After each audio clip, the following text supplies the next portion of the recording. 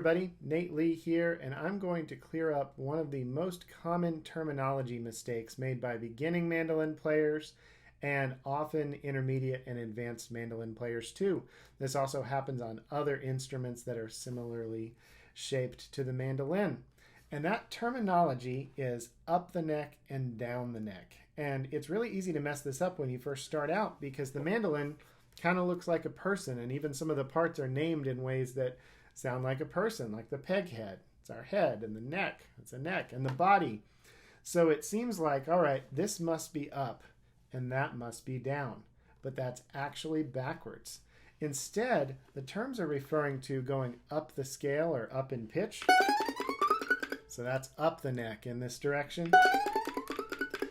Or going down the neck, which is to go down the scale or down in pitch.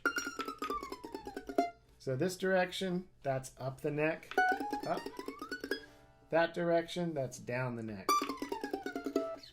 Now, why is this important?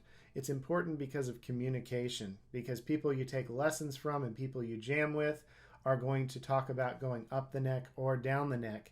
And it's going to be confusing for you if you think of it backwards from the way that you're supposed to. It'll also be difficult for you to communicate to others what you're trying to get them to do or understand if you're using terminology that is backwards from the standard.